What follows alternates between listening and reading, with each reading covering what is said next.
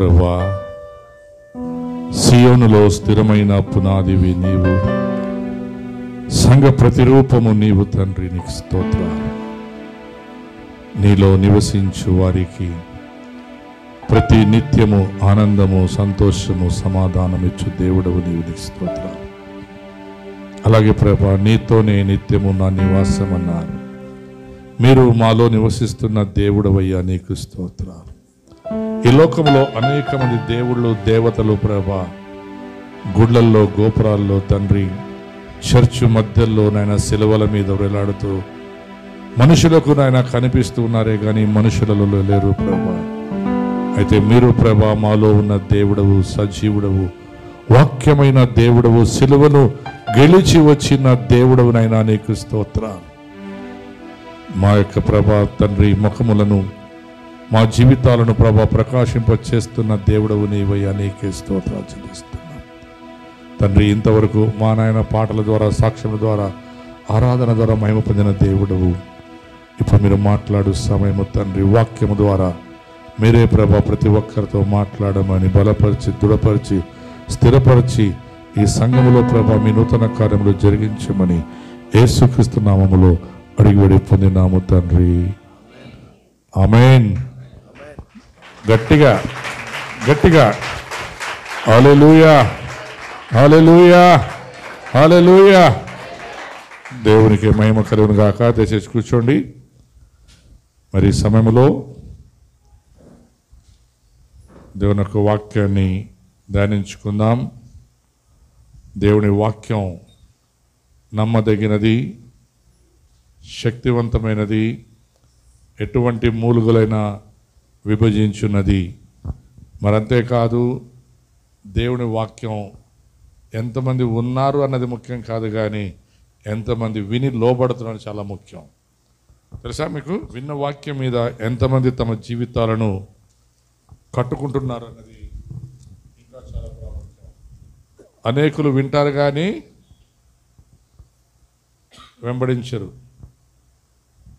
అనేకులు వాక్యాన్ని వినరా? టీవీలో వింటారు, మొబైల్లో వింటారు, రేడియోలో వింటారు. ఈ మధ్యలో చాలామంది ఆ పాట వింటూనే ఉంటారు. నేను నిన్న కడపని చూస్తుంటే నా పక్కన కూర్చున్నాను. నేను అనుకున్నా వాళ్ళు క్రిస్టియన్స్ అని. అయితే వాళ్ళు పాట వింటున్నారు. ఏం పాట తెలుసా? ఏమైనా చేయగలవు పాట వింటున్నారు. నేను ఇట్లే చూస్తేనే ఆ పాట అంతా అయిపోయినాక ఆయన అడిగితే, మీరు క్రిస్టియన్స్ అంటే, కాదు సార్, పాట చాలా బాగుంది కదా సార్. పాట ఏముందంట? చాలా బాగుంది, వింటున్నాను. మొత్తానికి ఏదో వారు పాట వినైనా ఆనందిస్తున్నారు. అది మన వాళ్ళు కొంతమంది పాటలు వింటారు కానీ ఆనందించరు. మొఖాలు తీసేసిన గుమ్మడికాయ లాగుంటా పగిలిపోయినవి, లేకుంటే ఎండిపోయిన నిమ్మకాయ కదా, ఈ రోడ్ల మీద తీసేసిన నిమ్మకాయలు కొన్ని చూసినారు, రోడ్డు మీద ఉంటాయి ఇట్లవి. దాంట్లో జ్యూస్ ఉండదు, ఖండ్ ఉండదు, మొఖాలు మాత్రం.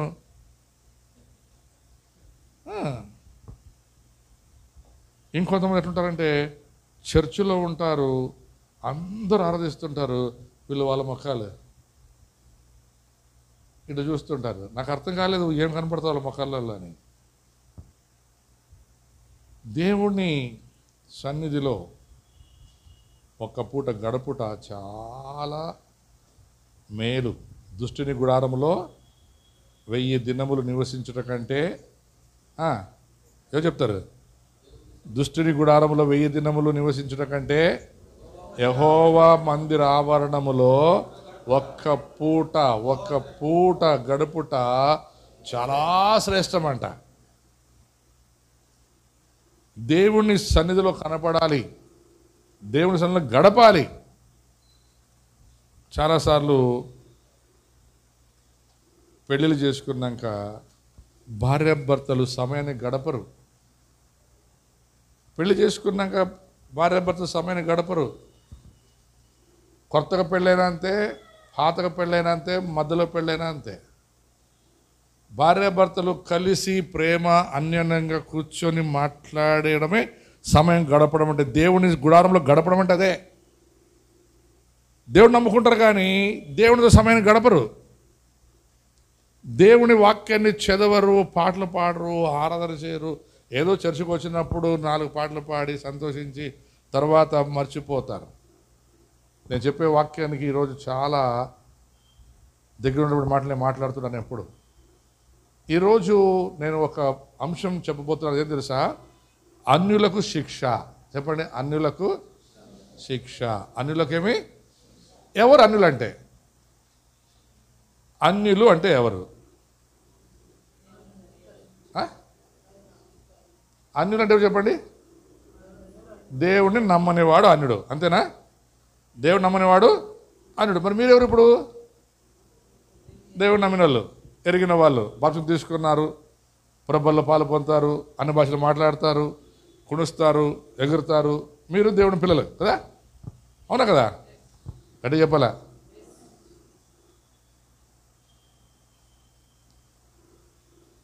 యేసయ్య గ్రంథము 30వ అధ్యాయం 3వ వచనం చదువుకుందాం. వచ్చెను, వచ్చును కాదు, చూడండి. యెహోవా దినము వచ్చెను అంటే present tense. Present tense, past tense కాదు, ఫ్యూచర్ టెన్స్ కాదు, ప్రజెంట్ టెన్స్. అంటే ఏమంటారు తెలుగు ఎట్లా? ఈ ఏమంటారు? భూతకాలం, భవిష్యత్ కాలం. ఇదేమిది?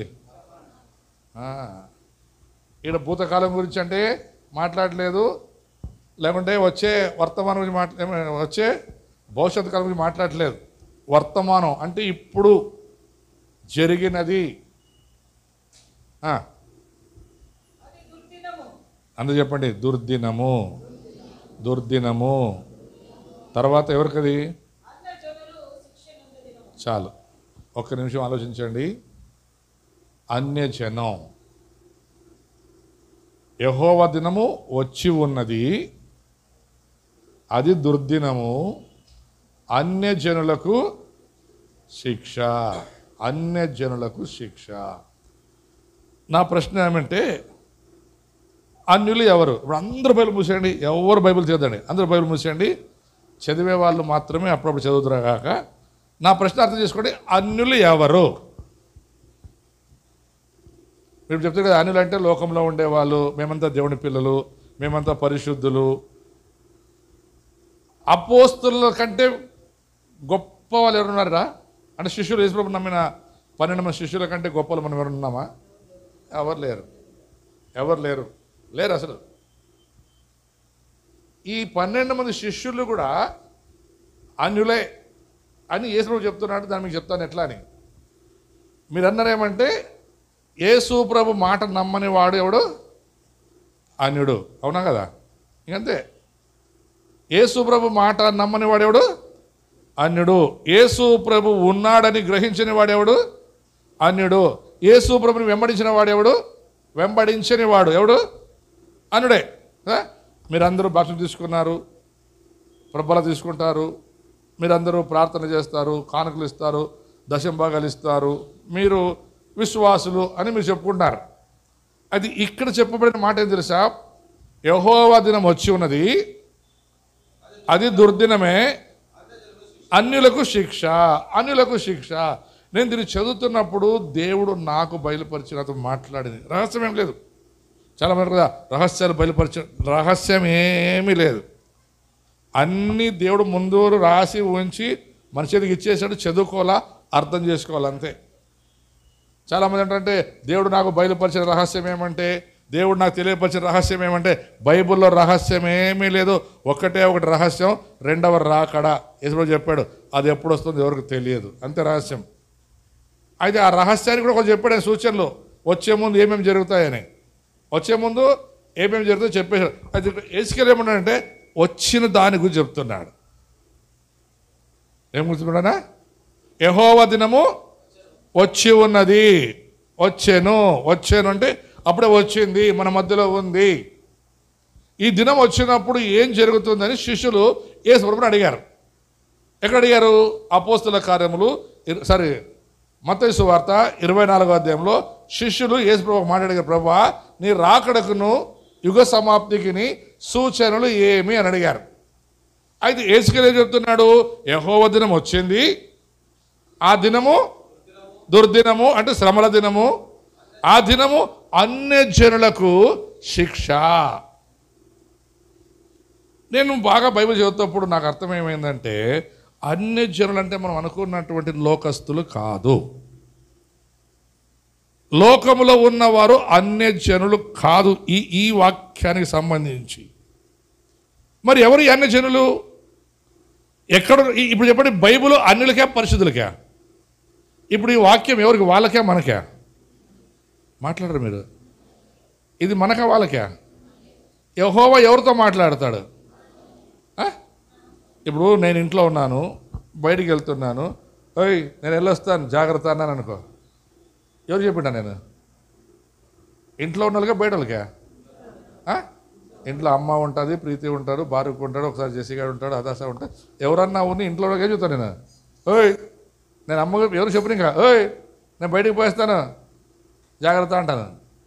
అప్పుడు ఇంట్లో ఉన్న వాళ్ళందరికీ, బయటలో చెప్పను నేను, బయట నేను చెప్పను, బయటలో చెప్పాల్సిన అవసరం కూడా లేదు. బయట చెప్తామా, నేను బయట పోతాను మా ఇల్లు చూసుకుంటాడు, ఏమంటాడు, నువ్వు పోయిరా బాగా చూసుకుంటానులే అంటాడు. ఒకవేళ డబ్బులు గిబ్బులు ఆడ పడింటే, ఏమైనా సామాన్లు పడింటే వాడు పోయి అన్నీ చూసుకొని జోలు పెట్టుకొని, సార్ నువ్వు చూసుకోమన్నా చూసుకుంటానులే.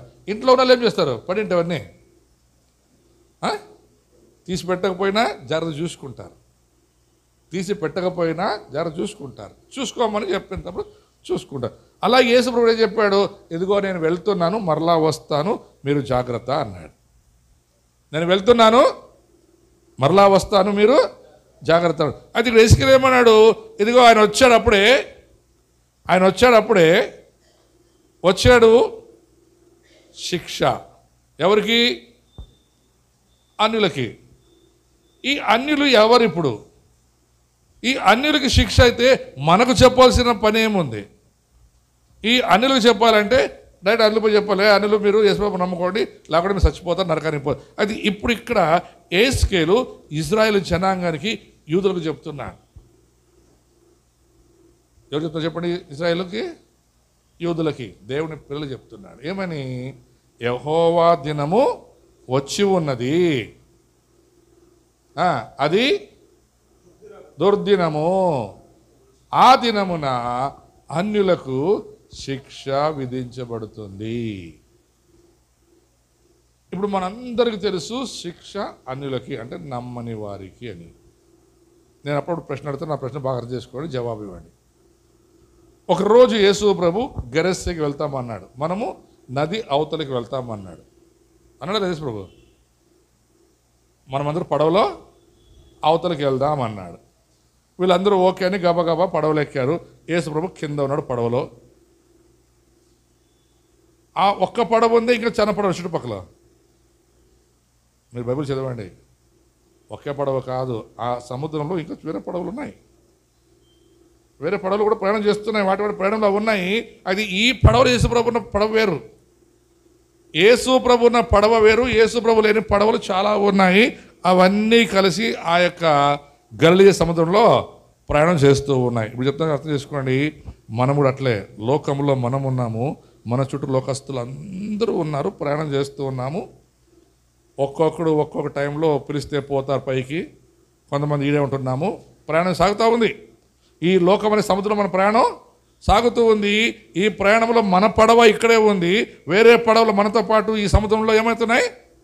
ప్రయాణం చేస్తూ ఉన్నాయి. అది ఒకటి అర్థం చేసుకోండి, అన్ని పడవలు యేసు ప్రభు లేడు, అన్ని పడవల్లో యేసు ప్రభు లేడు. యేసు ప్రభు ఒక్క పడవలోనే ఉన్నాడు. ఆ ప్రయాణంలో మధ్యలో సుడిగాలి వచ్చింది.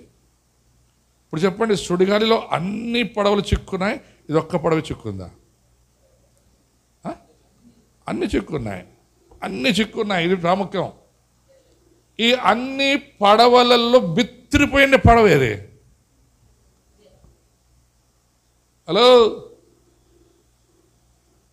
దేవుడు ఉన్నాడని మర్చిపోయిన పడవేది? దేవుడు నా పడవలో ఉన్నాడని గ్రహించలేకపోయిన పడవేది? ఇప్పుడు చెప్పండి, యేసు ప్రభు ఉన్న పడవలో ఉన్నటువంటి వాళ్ళు అన్యుల, లోకంలో ఉన్నవారు అన్యుల? ఇప్పుడు వాళ్ళేం పడవలు ఎత్తేసుకోవట్లేదు, వాళ్ళేం పడవల్ని కడుక్కోవట్లేదు, వాళ్ళు భయపడట్లేదు, ఏ దేవా ఏసప్పా అనలేదు వాళ్ళు. ఈ పడవలో ఉన్నారు చూసారా, వీళ్ళు అన్యులు. ఎందుకు? యేసు ప్రభు ఉన్నాడన్న జ్ఞానము లేదు. యేసు ప్రభు నా పడవలో ఉన్నాడు, యేసు ప్రభు నా పడవని నడిపిస్తాడు, యేసు ప్రభు నా పడవని అవతలికి తీసుకెళ్తాడన్న నమ్మకము లేని వాడే అన్యుడు. ఇశ్రాయేలు వారికి దేవుడు వాగ్దానం చేయాలి. అందుకే మనం ఏమంటాం వారిని? వాగ్దానపు పిల్లలు. వాళ్ళు ఎవరు? వాళ్ళు వాగ్దానపు పిల్లలు, ఇశ్రాయేలీలు.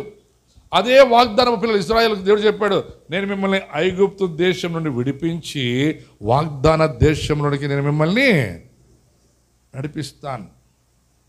ఇప్పుడు చెప్పండి, వాళ్ళు వాగ్దాన దేశంలోనికి వచ్చారా? చచ్చిపోయారు మధ్యలో? చచ్చిపోయారు. ఎందుకు చచ్చిపోయారు తెలుసా? వాళ్ళు అన్యుల వలె ప్రవర్తించారు, అన్యుల కంటే ఘోరంగా ప్రవర్తించారు, చాలా భయంకరంగా ప్రవర్తించారు. వారు దేవుడు రక్షించి నడిపించి వారిని తీసుకొచ్చి వారికి కావలసినవన్నీ తినిపించి అన్నీ చేసిన తర్వాత ఒకరోజు మోషే దిగి రావడం కొద్దిగా ఆలస్యమయ్యేసరికి వాళ్ళు దూడను చేసుకొని దూడ మీద నమ్మకం పెట్టి బ్రతకడం ప్రారంభించాడు. ఎవరు వాళ్ళు? దేవుని పిల్లలా? లోకస్తులా? ఈ రోజులో చాలామంది ఏం తెలుసా? దేవుని కంటే, దేవుని దినానికంటే, దేవుని సన్నిధి కంటే లోకంలో ఉన్న వ్యాపారాన్ని, పనుపాట్లను, వారి యొక్క ఏమంటారు పనులను దేవుని కంటే ఎక్కువగా పెట్టుకొని వాటికే ఎక్కువ సమయాన్ని ఇచ్చి అన్యులైపోతున్నారు. అన్య జనం వారు. అలాంటి వారికి ఏం చెప్తున్నారు తెలుసా? మీకు రేపు శ్రమ, యెహోవా దినము వచ్చి ఉన్నది. ఏమంటాడా? అది దుర్దినము, అది దుర్దినము. ఆ దినమున అన్యునికి శిక్ష అంటే అర్థం తెలుసా మీకు? యేసు ప్రభుని నమ్ముకొని కూడా, యేసు ప్రభు శక్తిని ఎరిగి కూడా ఆ శక్తిలో విశ్వాసం ఉంచకుండా వారు తమ స్వశక్తి మీద, తమ బలము మీద, ఏమంటారు ఐశ్వర్యం మీద నమ్మకం ఉంచేవాడు అన్యుడు. ఇశ్రాయేలుని ఐగుప్తు దేశం నుండి బానిసత్వం నుండి విడిపించి ఆయన వారిని తీసుకొచ్చిన తర్వాత వారు దేవుణ్ణి మర్చిపోయిరని బైబిల్ తెలుసా? వారు తక్షణమే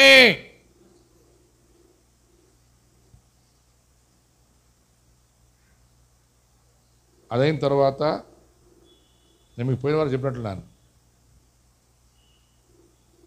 ఎరికో దగ్గరికి వచ్చారు.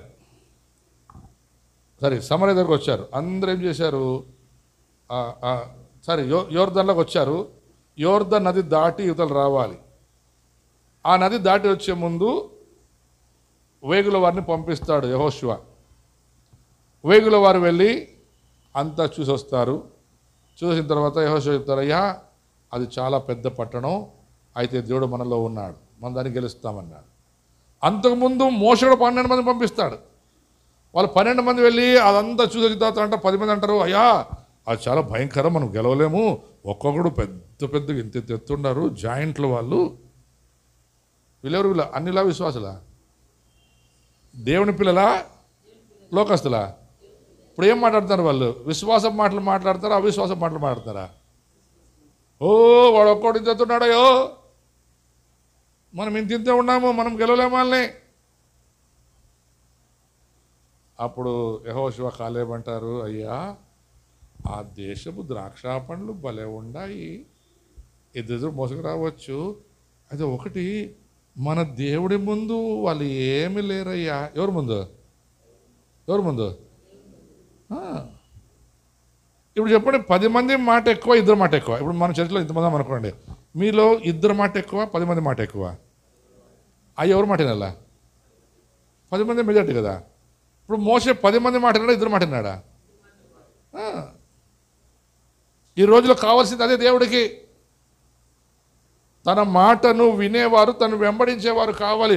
ఎక్కువ జనం ఉండి అన్యుల వలె ప్రవర్తించి భయపడే వారికి శిక్ష. ఇప్పుడు పట్టణానికి వచ్చారు, అయిపోయిన తర్వాత మోసే చనిపోయాడు. ఇప్పుడు ఆ పట్టణానికి రావాలని యెహోషువ మళ్ళీ అందరిని పంపిస్తే వాళ్ళందరూ వెళ్ళి చూసి వచ్చిన తర్వాత మరలా అక్కడ ఒక ఆమె ఉంటుంది. ఆమె పేరు రాహాబు. ఏం పేరు చెప్పండి? ఎవరు ఆమె? వేశ్య అని బైబిల్లో. అన్యురాలు. అన్యురాలు వేశ్య. ఆమె ఒక మాట చెప్తా తెలుసా, అయ్యా నేను మీ గురించి, మీ దేవుని గురించి విన్నాను. మీరు వినడమే కాదు, చూశారు, పొందుకున్నారు. మీ జీవితాల్లో దేవుడు చేసే ఆశ్చర్య కార్యాలు అనుభవిస్తున్నారు. ప్రజెంట్ టెన్స్ అనుభవిస్తున్నారు. అయితే నమ్మకము లేని జీవితం జీవిస్తున్నారు. అమ్మా మీ వారు రక్షింపడతారమ్మా, మీ మామ రక్షింపడతారులే సార్ వాళ్ళు. అదే అన్నిలో పోయి చెప్పానుకోండి, సువారు చెప్పినాక అప్పుడే కొత్తగా వాళ్ళు దేశంలోకి వస్తే నీ మొగుడు నమ్ముతాడు సార్, నాకు నమ్మకం ఉంది సార్, విన్నాను సార్, చాలామంది మారని నేను విన్నాను సార్ అని వాళ్ళు అంటారు. ఈ నమ్మిన తర్వాత, నడిపించబడిన తర్వాత, మధ్యలోకి వచ్చిన తర్వాత ఉంటారు చూడు, ఈ మధ్యలో ఆ పక్క లేకుండా ఈ పక్క లేకుండా వీళ్ళే అన్యులు. వీళ్ళు భయంకరమైన జీవితం జీవిస్తున్నారు. అటు దేవుణ్ణిలో లేకుండా, ఇటు లోకములో లేకుండా అంతర పిచాచి అంటారు కదా ఇవి. అట్లా యేసుప్రభుని నమ్ముకున్నారు. ఇప్పుడు ఆ పక్క పోలేరు, ఈ పక్క పోలేరు, మధ్యలో లోపల ఉంటుంది. రేపు దీపావళి కదా, బాణాలు తెచ్చి ఢమాఢమా కొట్టల్లా వద్దా, మళ్ళీ క్రిస్మస్ వస్తుంది కదా, మళ్ళీ కొట్టల్లా వద్దా. ఇప్పుడు ఆ పక్క ఈ పక్క, ఈ పక్క ఆ పక్క. ఎవరు వీళ్ళు? అన్యులు. దేవుని బిడ్డలే, దేవుని బిడ్డలే. బాధ్యత తీసుకున్నారు, పాటలు పాడతారు, అన్నీ చేస్తున్నారు. కానీ వారి ప్రవర్తన అన్యుల కంటే హీనంగా ఉందంటాడు దేవుడు. ఈ వేశ్య అనేటువంటి రాహాబు నమ్మిందంట, మిగతా యూదులు నమ్మలేదంట. చాలామంది యూదులు నమ్మలేదు. నమ్మకపోయినా వారు తిట్టుకున్నారంట. అయితే ఒక రోజు వచ్చింది, ఆ యొక్క ఏమంటారు, ఎరికో చుట్టారు, ఎరికో కూలిపోయింది. రాహాబు ఇంటి వారు అందరూ రక్షింపడ్డారు. రాహాబు దావీదు అవ్వయిందంట. చూడ ఎంత ఎంత గొప్ప ధన చూడండి ఆమెకి. ఎవరమ్మా? మనం అనుకుంటాం అన్యురాలు, అది అన్నమ్మ. ఇప్పుడు ఆయమ్మ దావీదుకి అవ్వ అయిందంట. ఆ అవ్వ వినింది, పట్టుకుంది, నడిచింది. అది ఇక్కడ ఇంకొక అవ్వ ఉంది. ఆ యవ్వ అవ్వలకు అవ్వ. ఆ అవ్వ పేరు నయోమి. ఎవరు అవ్వ? అవ్వలకు అవ్వ. అవ్వ పేరు నయోమి. అవ్వ మొగుని పేరు దేవుడే నా రాజు. ఏం పేరు? ఆయన పేరు దేవుడే నా రాజు. ఈ ఇద్దరు చూడండి విశ్వాసులు. కరువు వచ్చింది, బైబిల్ కొద్ది కాలమే కరువు వచ్చింది. ఎక్కడ? దేవుని ఇంట్లో బెత్లెహేములో. ఎప్పుడైతే కరువు వచ్చిందో, ఈ దేవునికి అంటే యేసు ప్రభు వంశావళిలో ఉండవలసినటువంటి ఈ అవ్వ తప్పించుకొని శపించబడ్డ దేశానికి పోయింది. ఆటికి పోయి శపితరాలైపోయింది. భర్త చనిపోయినాడు, కొడుకులు చనిపోయినారు. 2 కోడళ్ళు ఉంటే పెద్ద కోడలు ముద్దు పెట్టి, అత్త నీ సావు నువ్వు సావత్త, నేను పోతాను పోయేసేది. ఆడ ఒక అన్యురాలు, నాకు చాలా ఇష్టం. ఆ అన్యురాల పేరు ఏం చెప్పండి? రూతు. ఏం చెప్పింది ఆమె తెలుసా మీకు? నీ దేవుడే. ఈ అత్త ఏమంటది? దేవుడి బిడ్డ, విశ్వాసి. ఎందుకు రూతు, మీ ఊర్లో పోయి ఉండమ్మా. లేదత్తా నేను ఏంటో సార్, నీ దేవుడే. ఏమి దేవుడు లేరు రూతు, అంత కరువు వచ్చింది, కొట్టుకుపోయినాము.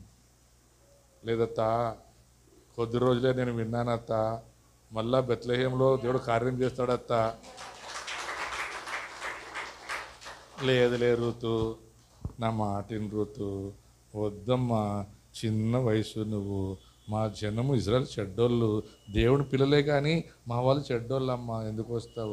లేదులేత, మీ వాళ్ళు చాలా మంచోళ్ళు, నీ ప్రజలే నా ప్రజలు. ఇప్పుడు చెప్పండి, ఎవరు అన్యురాలు, ఎవరు విశ్వాసులు? ఇద్దరులా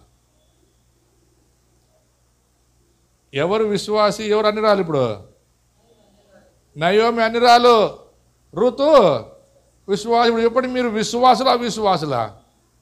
నా దగ్గర ఇంకో పెద్ద ప్రశ్న ఉంది మీకు అందరికీ. తర్వాత ఆ ప్రశ్న వేస్తే మీ బాంబులన్నీ వరుస అయిపోవాలి, అట్లుండదు నా ప్రశ్న. ఈరోజు బేతంజలిలో ఒక్కటి కూడా చేతిలో నేను అడిగిన ప్రశ్నకి ఒక్కరు కూడా.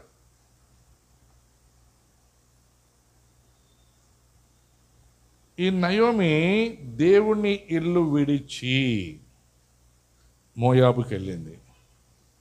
మోయాబులో ఉన్నటువంటి రూతు దేవుని ఇంట్లోకి వచ్చింది. వచ్చిన తర్వాత నయమి పేరు కనపడదు యేసుప్రభు వంశావళిలో, రూతు పేరు కనపడుతుంది. రూతు బోయాజును పెళ్లి చేసుకున్న తర్వాత బోయాజు ద్వారా యెష్షీని కనెను, యెష్షీ దావీదును కనెను, దావీదు కని తర్వాత యేసుక్రీస్తు ఆ వంశావళిలో వచ్చాను అని ఉంది బైబిల్లో. మరి ఈ యొక్క విశ్వాస ఏమైపోయింది ఇప్పుడు? శ్రమ. ఎవరికి? అన్యురాలకి శ్రమ. ఎవరు ఇప్పుడు అన్యురాలు? నయోమే, రూతా?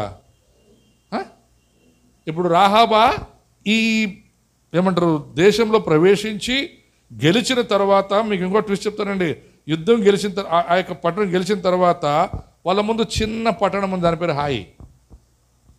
హాయి పట్టణం మీద యుద్ధానికి వెళ్ళేటప్పుడు దేవుని ప్రార్థన చేయలేదంట. ప్రార్థన చేయకుండా తినేవాడు అన్యుడు. దేవునికి ప్రార్థన చేయకుండా తినేవాడు అన్యుడు. దేవునికి ప్రార్థన చేయకుండా ఇల్లు కట్టడం ప్రారంభించేవాడు అన్యుడు. దేవునికి ప్రార్థన చేయకుండా ఏ పని చేసినా వాడు అన్యుడే. బైబుల్ అంటది వానికి శిక్ష. వానికేమి శిక్ష? ఏమన్నాడు సార్? యెహోవా దినము వచ్చి ఉన్నది, లేక వచ్చానన్నది. నా బైబిల్ వచ్చి ఉన్నది అని ఉంది, అంటే వచ్చింది అప్పుడే. యెహోవా దినం ఇక్కడ ఉంది. అయితే ఇప్పుడు ఏమంట అది? హలో, అందరూ అనుకున్నా మా అంతా ఏడన్నా కొన్నిసార్లు చూడండి, ఇట్లా ఈ రాయి ఏమంటారు, ఇది ఎమ్మిగనూరు ఇట్లా మంత్రం మాకపోతే ఆ కొండలు ఉంటాయి కదా, ఆ కొండల దగ్గర అంతా రాసింటారు, యేసు ప్రభు నిన్న నేడు ఏకరీతిగా ఉన్నాడు, ఆయన త్వరగా వచ్చుచున్నాడు, జీసస్ ఈజ్ కమింగ్ సూన్ అని అన్నీ రాసింటాడు వాక్యాల కొండల మీద అంతా. ఈ ఎమ్మినూరు ఆదని పక్కపోతే ఇప్పుడు యేసు ప్రభు వచ్చినాడు అనుకోండి. ఇప్పుడు యేసు ప్రభు వచ్చినాడు అనుకోండి. యేసు ప్రభు వస్తే ఎంతమంది ఎత్తబడతారు? ఏమని సగమేనా? ఇట్లుంటే ఫుల్, ఇట్లుంటే సగము, ఇట్లుంటే యేసు ప్రభు వస్తే ఎత్తపడతారా? నాకు కనపడ బాగా చేతులు. నువ్వు అంగే నిజంగా యథార్థం నువ్వే పరలోకానికి పెద్దలు, ఎవరు పరులు నేను చెప్తానండి. దించండి చేతులు. యేసు ప్రభు మాట చెప్తాడు, అబద్ధికులను పిరికివారు కుక్కలు పరలోక రాజ్యానికి ప్రవేశించవు అని. మీరు ఇప్పుడు చెప్పింది అబద్ధమే. నేను చెప్తాను అబద్ధమే మీరు చెప్పినారని. మళ్ళీ ప్రశ్న అడుగుతాను, అన్యులు ఎవరని చెప్తానండి. యేసు ప్రభుని ఒప్పుకొని వారందరూ ఎవరు చెప్పాలా? యేసు ప్రభుని ఒప్పుకొని వారందరూ ఎవరు? అంతే కదా. సెన్సస్ ఇప్పుడు వచ్చింది కదా, సెన్సస్లో యేసు ప్రభు బిడ్డలని రాసుకున్నారా కాదని రాసుకున్నారా? మీరు చెప్పండి. అదే జనగణతే. మన టీచర్లు మీ ఇంటికి వచ్చి రాసాక జనగణతలో మీరు రేపు రాసుకున్నారు. క్రైస్తవులను రాసుకున్నారా, హిందువులను రాసుకున్నారా? హలో, యెహోవా దినం వచ్చి ఉన్నది, అది దుర్దినము, అన్యులకు శిక్ష. మీరేం రాసుకున్నారు? మీరు రాసుకున్న దాన్ని బట్టి న్యాయ తీర్పు ఉంటుంది. ఇప్పుడు నేను చెప్పేదాన్ని బట్టి ఏం తీర్పు ఉండదు. మీరు ఏమి రాసుకున్నారు? దేవుని పిల్లలను రాసుకున్నారా, హిందువులను రాసుకున్నారా? మీకు వదిలిపెట్టింది అది. మీరు దేవుని సన్నిధికి వచ్చి బాప్సం తీసుకొని ప్రార్థన చేసి బలలో పాలు పొంది ఇంకా మీరు పిరికి వారిగా భయపడితే మీరు అనలే, మీకు శిక్ష. మనుష్యుల ఎదుట నా నామమును ఒప్పుకోనని మిమ్మల్ని నేను పరలోకంలో తండ్రి ఎదుట ఒప్పుకోను. ఒకటి. రెండవది, ఇంకా ఎందుకు ఆశీర్వాదాలు రావు చాలామంది కంటే చెప్పుకోవడం సిగ్గుపడుతున్నారు. పౌలు అంటాడు, నేను క్రైస్తవుని చెప్పుకోవడానికి నేను గర్విస్తున్నాను, నేను సిగ్గుపడను. ఒకప్పుడు నేను లోకస్తులను, పాపినై ఉంటిని, దుర్మార్గుడనై ఉంటిని, నేను యూదులను చంపువాడనై ఉంటిని. అయితే ఇప్పుడు నేను క్రీస్తుని వెంబడించు క్రైస్తవుడని చెప్పుకున్నటకు నేను సిగ్గుపడను. ఈరోజు చాలామంది సిగ్గుపడుతున్నారు, పాస్టర్లు కూడా. నేను మొన్న చిత్రదుర్గకి వెళ్ళాను, పాస్టర్ మీటింగ్లో అడిగాను చాలామందిని, ఏమని రాపిస్తారంటే ನಮ್ಮ ಸರ್ಟಿಫಿಕೇಟ್ ನಾಗ ಏನಾಯ್ತು ಅದೇ ಬರೆಸ್ತೀವಿ ಸಾರ್.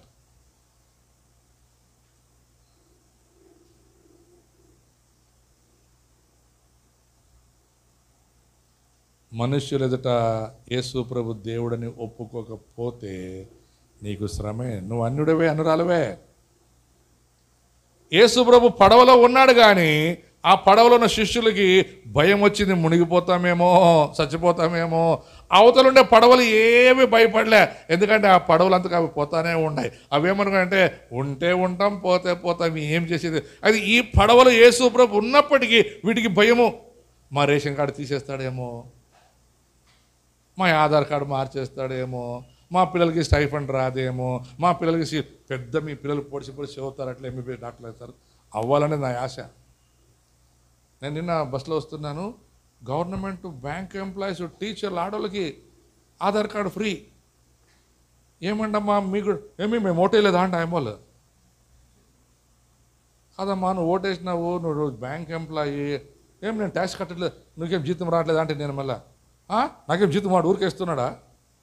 ఇప్పుడు చెప్పండి, చదువు లేకున్న ఆయమ్మకి బస్సు ఫ్రీయే, చదువున్న ఆయమ్మకి బస్సు ఫ్రీయే, గవర్నమెంట్ ఎంప్లాయీకి బస్సు ఫ్రీయే. అట్లా ఈ లోకంలో మన అందరికీ ఫ్రీయే కానీ ఒకటి మాత్రం ఖచ్చితం, యేసు ప్రభుని నమ్ముకున్న వారికి మాత్రమే పరలోకం. అది చెప్పడానికి బైబిల్ ఉంటుందన్నమాట. నోటితో ఒప్పుకొని హృదయంలో అంగీకరించేవాడు మాత్రమే క్రైస్తవుడు. అది చేయకపోతే వాడు అన్యుడే.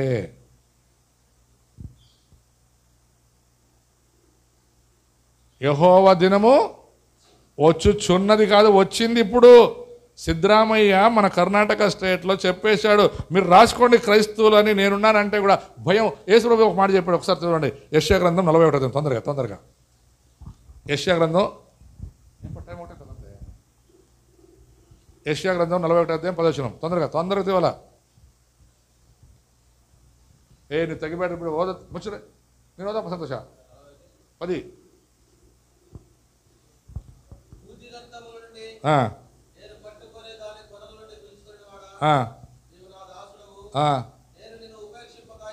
చూడండి, దేవుడు విడవక ఏర్పరచుకున్నాడు. నేను నీతో చెప్పి ఉన్నాను. ఎవరు తోడై ఉన్నారు మనకి? దేవుడు మీ తోడున్నాడా? మరి తోడుంటే భయం ఎందుకు? ఇంకా ఉందాడా చదువు.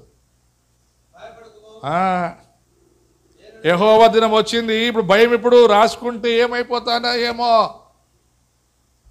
నా పిల్లలకి స్టైఫండ్ వస్తుందో లేదో, నా పిల్లలకి ఇది వస్తుందో లేదో, రేపు నా పిల్లలకి అది అవుతుందో లేదో. అవుతుందని గ్యారంటీ. మీ కరోనాలో ఎంతమంది చూసిరి? ఎంతమంది కరోనాలో పిల్లలు పెళ్లి చేసిరి? కొన్ని దొంగ పెళ్లి చేసిరి, దొరుకుండ్రి, ఇప్పుడు జైల్లో ఉన్నారు కొంతమంది. దేవుని మాట మీరు నమ్ముతున్నారా? నమ్మకపోతే మీరు అన్యులు, నమ్మితే మీరు విశ్వాసులు. మీరు చర్చికి రావచ్చు, కానుకలు ఇవ్వచ్చు, ప్రబ్బలు తీసుకోవచ్చు, మీరు ఏమన్నా చేయొచ్చు. అయితే దేవుడు మీకు ఏమీ చేయడు. ఆ పాట పాడొద్దండి, ఏమైనా చేయగలడని. చేస్తాడని నమ్మకం ఉన్నప్పుడు నమ్మకంతో ముందుకు సాగాలి. తెలుసా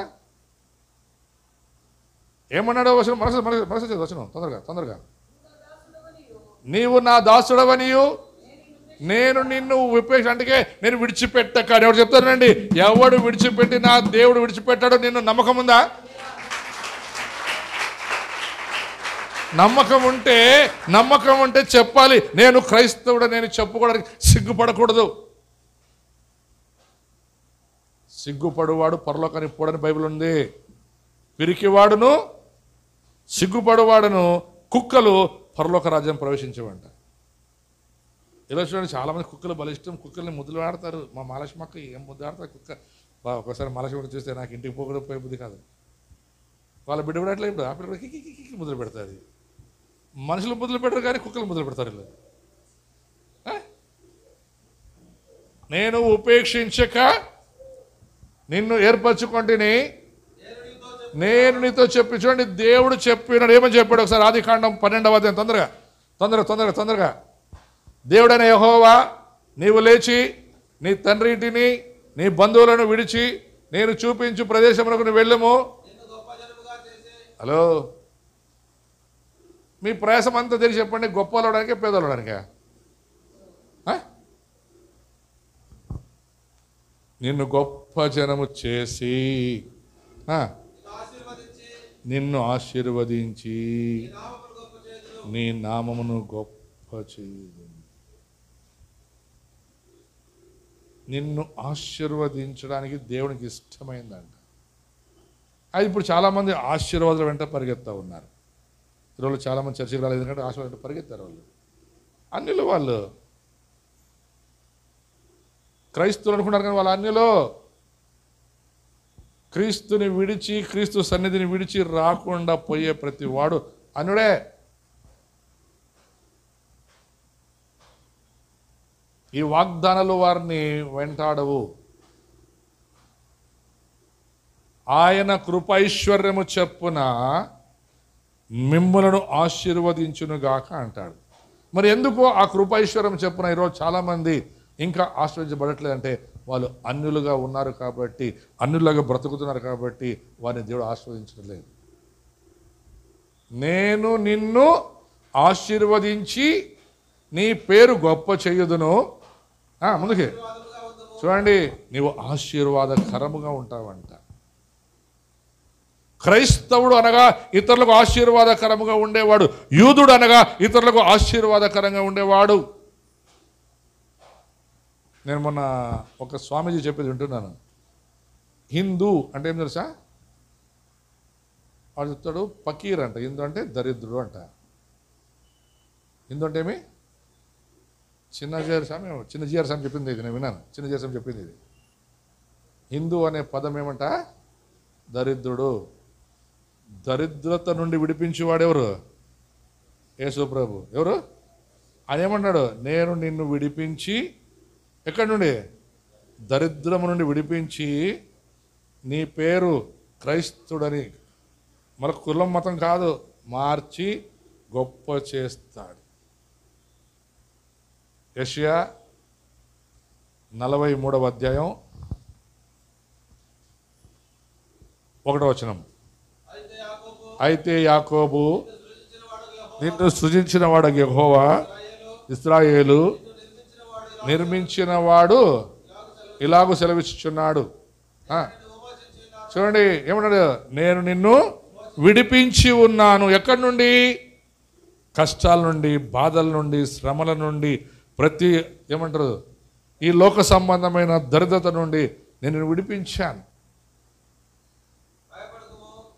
భయపడకుము. ఏమని? ఈరోజు చాలామంది యేసుప్రభుని నమ్ముకున్న పేర్లు మార్చుకుంటారు. మారెక్క, మరియమ్మ, నర్సప్ప, నతానేలు, లక్ష్మి, రూతు, ఆదిలక్ష్మి, ఎస్తెరు. వీళ్ళెవరు పరలోకానికి పోరు. గ్యారెంటీ రాసిస్తాను నేను. నువ్వు రక్షణ పడినప్పుడు నీ పేరు ఏం పేరమ్మా? ఎస్తెర్. అదే కదా, వేరే పేరు ఉందా? రేపు నువ్వు పరలోకానికి పోయి నిలబడతావు అనుకో, పరలోకానికి పోవని కదా, పోతావు. ఆడ వాకిలు నిలబడింటావు. ఆ లోపల ఉండే దూత, ఇప్పుడు ఎంతమంది కోర్టుకి నల్ల కోర్టుకి ఆడ కోర్టుకు పోతే ఆడ ఒకడు ఉంటాడు కదా, ప్యూన్ ఉంటాడు ఒకడు. వాడు పేర్లు పిలుస్తాడు. ఆదిలక్ష్మి అని, నాగలక్ష్మి పిలుస్తాడు. ఈ నాగలక్ష్మి నా పేరు ఎస్తేరు కదా, నన్ను పిలిచలేదు కదా, ఆడే ఉందనుకో, కేసు కొట్టేస్తాడా? కేసుని గెలిపిస్తాడు లాయర్, జడ్జి కొట్టేస్తాడు. ఎందుకు? పిలిచినప్పుడు రాలేదమ్మని. అట్లే ఈ నాగలక్ష్మి పరలోకానికి పోతుంది. ఆడ గేట్ బయట ఉంటుంది.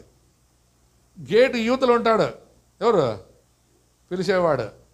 ఈ హిందువులు అయితే చిత్రగుప్తుడు అంటారు. వాడు రాసేది అందరిది.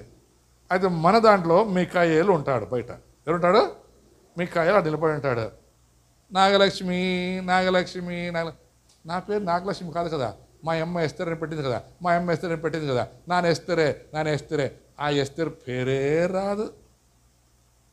వెనకలు ఆయమ్మ వస్తుంది, బసమ్మ. ఈ బసమ్మ ముందే దుడుకుది, ఊరుకుంటుందా? ఒక్కసారి బసమ్మ ఇంకా ఆడ పేరు పూర్తి బస్ అనే లోపల దూరి ఏంటికి బసమ్మ పేరు మార్చుకునిందా?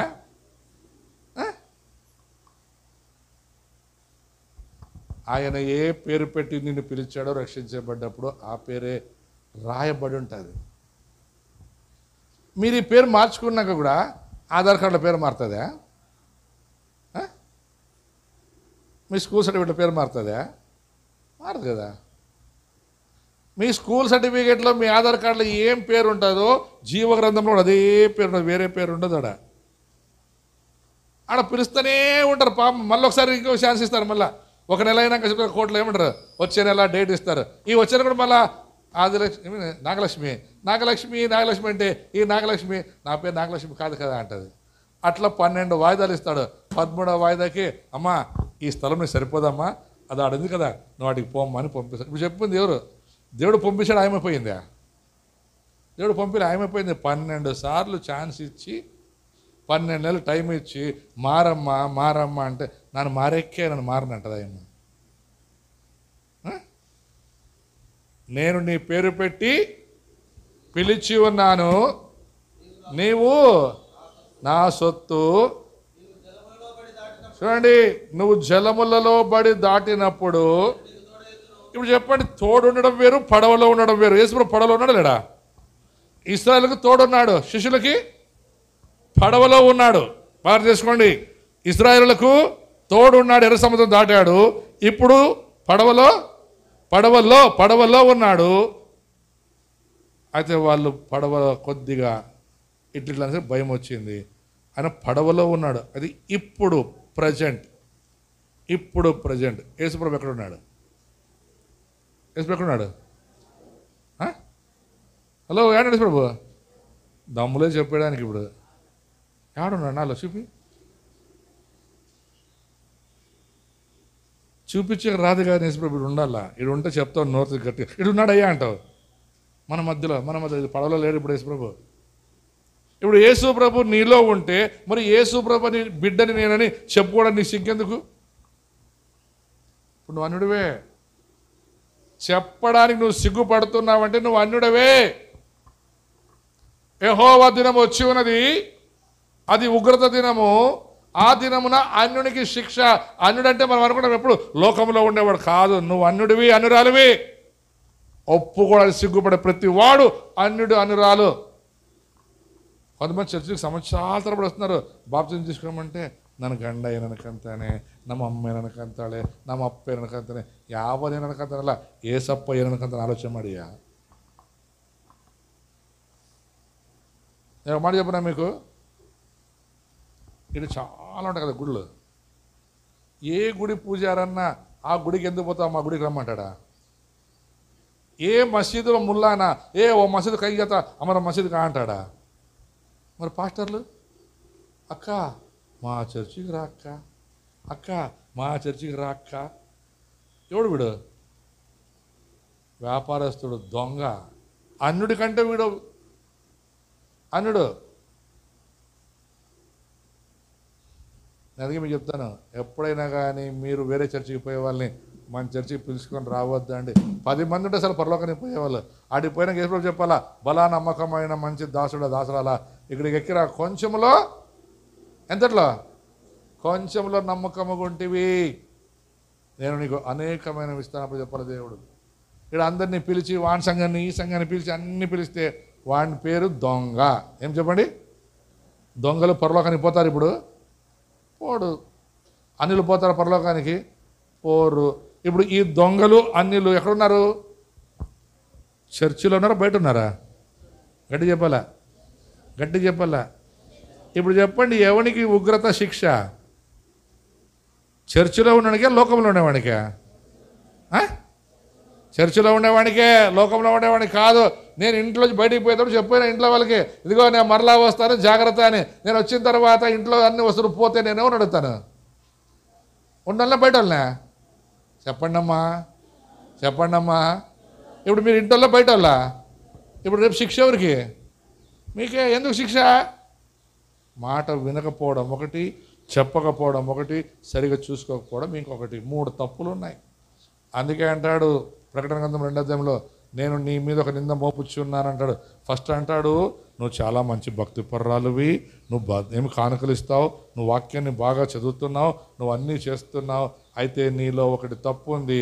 అదేమంటే మొదటి ప్రేమ మర్చిపోయావు. అన్యునికి ప్రేమ ఉండదంట, అన్యునికి ప్రీతి ఉండదంట. ఇప్పుడు మనం క్రైస్తవులు చెప్పుకున్నాము కానీ ప్రేమను మర్చిపోయామంటున్నాడు. ఇప్పుడు చెప్పండి, ఎవనికి శిక్ష? రెండవ రాకడొస్తే ఏం జరుగుతుందని ఆయన చెప్తున్న మాట. అన్యులకి శిక్ష అంటే పిల్లరా, మనం అనుకున్నట్టు లోకములో ఉన్న అన్యులు కాదు, సంఘములో ఉండి అన్యుల్లాగా ప్రవర్తించే నీకు శిక్ష.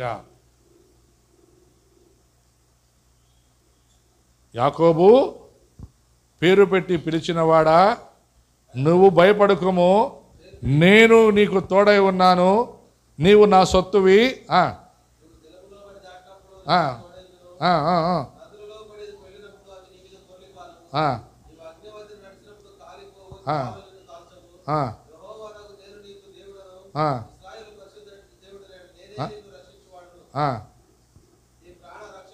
చూడండి, మీ ప్రాణ రక్షణ ఎవరు చెల్లింది? ఇప్పుడు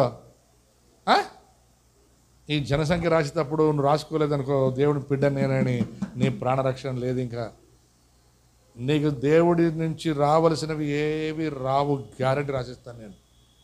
ఎందుకంటే నువ్వు సిగ్గుపడుతున్నావు, నువ్వు అన్యుడిగా చెప్పుకుంటున్నావు, నువ్వు అన్యుడిగా బ్రతకాలని అనుకుంటున్నావు. పైకి మాత్రం భక్తివి, పైకి భక్తిపరుడై లోపల నువ్వు భుక్తిపరుడవు. అంటే నువ్వు దేనికి వస్తున్నావు చర్చికి? కానీ దేవుని దగ్గరికి కడుపు నిండా ఉండడానికే, నీ కడుపు నింపుకోవడానికి. అందుకన్నాడు, వారి దేవుడు వాడు కడుపై ఉన్నాడంట. వారి కడుపే వారి దేవుడు. నేను ఇంకో మాట చెప్పాను పోయినసారి. ఇది చూడండి, టెంట్ లేదు, పండ్లు లేవు. టెంట్ లేదు, పండ్లు లేవు, మీరున్నారు, మీరు ఫలాలు. మీకు చెప్తాడు ప్రభు, మీరు ఫలిస్తే మీరు విశ్వాసులు, ఫలించకపోతే మీరు అనులే. మీరు ఫలిస్తే మీరు విశ్వాసులు, ఫలించకపోతే మీరెవరు? మీరు అన్యులే. ఫలించని ప్రతి చెట్టు నరికి అగ్ని గంధకంలో వేయబడుతుంది. చెప్పండి, ఎవరు అన్యులు? ఫలించే చెట్ట, ఫలింపని చెట్ట? రెండు చెట్లు ఆడుంటాయి, ఒకే తోటలో ఉంటాయి. ఉంటాయి ఉండవా? హలో, రెండు ఒకే తోటలో ఉంటాయి. అయితే ఫలింపని చెట్టుకి కొంచెం టైం ఇస్తాడు, మళ్ళీ నీళ్ళు పోస్తాడు, ఎరువేస్తాడు, అన్నీ చేసి వచ్చే సంవత్సరం, ఇంకొక సంవత్సరం, ఇంకొక సంవత్సరం అవకాశం ఇస్తాడు దేవుడు. ఆ అవకాశాన్ని తీసుకొని వాడుకోకపోతే ఒకరోజు పీకేసి దేవుడు దాన్ని అగ్ని గంధంకి వేస్తాడు. ఇప్పుడు దేవుడు మనకు అవకాశాన్ని ఇచ్చాడు చెప్పుకోవడానికి. నేను క్రైస్తవుణ్ణి అని ఏమంటారు, గుద్దుకొని చెప్పుకోవడానికి దేవుడు మనకు ఒక అవకాశాన్ని ఇచ్చాడు. కర్ణాటక గవర్నమెంట్లో, కర్ణాటకలో జీవిస్తున్న మనకు సిద్ధరామయ్య ఒక అవకాశాన్ని దేవుడి ద్వారా పొందుకొని మనకి ఇచ్చాడు. చెప్పండి, మేము క్రైస్తవులమని. అది చాలామందికి భయం. చెప్పుకుంటే ఏమైపోతాము, చెప్పుకుంటే ఏమైపోతాము, చెప్పుకుంటే ఏమైపోతాము. ఏమైపోతావో దేవుడి ముందు చెప్పాడు, శ్రమకు గురి అవుతావు, నరకానికి పాత్రుడవు అవుతావు. యేసుప్రభు అన్నాడు, చల్లగానైనా ఉండు, వెచ్చగానైనా ఉండు, నులివెచ్చగా ఉండొద్దు. నులివెచ్చగా ఉండువాడే అన్యుడు, నులివెచ్చగా బ్రతుకువాడే అన్యుడు. లోకములో ఉండేవాడు లోకస్తుడు, దేవునిలో ఉండేవాడు దేవుని బిడ్డ. అటు ఇటు కాక జీవించే నీవే అన్యుడివి, అన్యురాలివి. నీకు శిక్ష తప్పదు. దేవుణ్ణి ఒప్పుకొనని వాడే అన్యుడు. నువ్వు ప్రభువులో పాలు పొందవచ్చు, నువ్వు బాప్తిసం తీసుకొని ఉండొచ్చు, నువ్వు దేవునికి కానుకలు ఇస్తుండొచ్చు, చర్చిలకి లైట్లు ఇస్తుండొచ్చు, అన్ని ఇస్తుండొచ్చు. కానీ ప్రజల ముందు నువ్వు క్రైస్తవుడు అని చెప్పుకోవడానికి సిగ్గుపడితే నువ్వు అన్యుడివే. అన్యునికి శిక్ష తప్పదని దేవునికి వాక్యం తెలుస్తుంది. కాబట్టి ఈరోజు మరొకసారి నిన్ను పరీక్షించుకో. నువ్వు మనుషుల ముందు ఒప్పుకోవడానికి సిద్ధంగా ఉన్నావు. ప్రతి కళ్ళు మూయబడాలి, ప్రతి కళ్ళు మూయబడాలి. ఈ మధ్యాహ్నం నిన్ను పరీక్షించుకో. యెహోవా దినము వచ్చి ఉన్నది, అది బహుభయంకరమైన శ్రమల దినం. ఆ దినం అన్యునికి శిక్ష. అన్యుడు అనగా పిల్లరా, మనం ఎంతసేపు లోకంలో ఉన్న వారి గురించి ఆలోచిస్తున్నాం, అది కాదు. అన్యుడు అంటే దేవుని శక్తిని ఎరగని వాడు. అన్యుడంటే దేవునిని నోటితో ప్రజల ముందు ఒప్పుకొనని వాడు. అన్యుడు ఎవడంటే దేవుణ్ణి అన్ని ఆశీర్వాదాలు దీవెనలు పొందుకొని కూడా దేవుని ఎదుట అబద్ధాలు చెప్పువాడు. ఒకరోజు దేవుడే యాకోబుని అడుగుతున్నాడు, యాకోబు నీ పేరేమని. దేవుడికి తెలుసు యాకోబు పేరు అని. అయితే ఒకరోజు యాకోబు తన తండ్రితో అబద్ధం చెప్పాడు, నాయనా నేను ఏశావు అన్నాడు. ఈరోజు చాలామంది అలాగే అబద్ధాలు చెప్తూ బ్రతుకుతున్నారు. అబద్ధాలు చెప్పి జీవితాన్ని గడిస్తున్నారు. అబద్ధాలకు వచ్చు శిక్ష అది బహుభయంకరమైనది. అందుకే అన్నాడు, యెహోవా దినము వచ్చినది, అది ఉగ్రత దినము.